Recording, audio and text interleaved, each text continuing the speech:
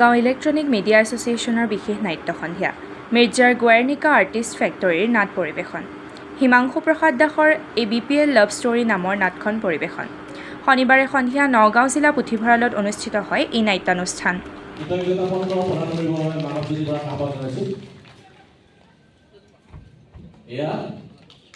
অসমৰ খ্যাতনামা নাট্যকাৰ পৰিচালক কবি গীতিকাৰ হিমাংশু প্ৰসাদ দাস শিল্পীদলটিক পৰিচয় কৰাই দিব।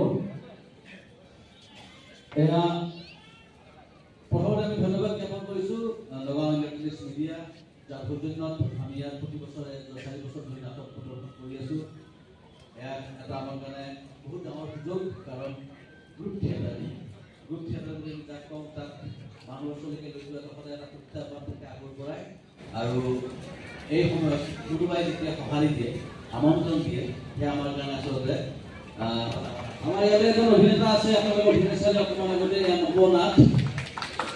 তেওঁ অভিনীত এখন অসমীয়া চিনেমা জুলাই মাহত 11 জুলাইত সমগ্ৰ অসমতে মুক্তি পাবলৈ গৈ আছে।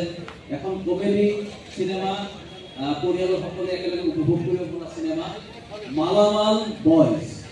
মালামাল বয়জ আমাৰ অসমীয়া চিনেমাৰ উদ্যোগটোৱে এটা বিভিন্ন ধৰণৰ সংগ্ৰামৰ মাজেৰে গতি কৰি আছে।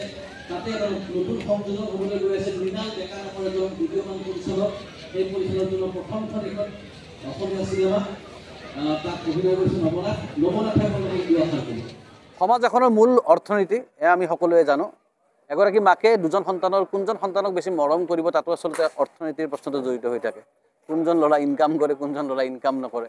ঠিক তেনেকৈ বিয়া দিবৰ সময়তো ছোৱালী এজনীক আমি প্ৰায় মানে এনেকুৱা হয় যে ল'ৰাজন যদি শিক্ষক তেতিয়াহ'লে তেওঁ যদি মদ খায় তেতিয়াহ'লে কেঞ্চেল, কিন্তু ল'ৰাজন যদি ডক্টৰ কিন্তু তেওঁ যদি মদ খায় তেতিয়াহ'লে কিন্তু অ'কে। তেতিয়া যুক্তিটো আহি যায় যে আজিকালি ল'ৰা অকণমান কেতিয়াবা ড্ৰিংকছ কৰে, অৰ্থাৎ অৰ্থনীতিৰ চবতে জড়িত হৈ থাকে। এই নাটকখনতো আচলতে এটা অৰ্থনৈতিক দৃষ্টিকোণেৰে প্ৰেমক চাবলৈ চেষ্টা কৰা হৈছে, ABPL লাভ ষ্টৰী।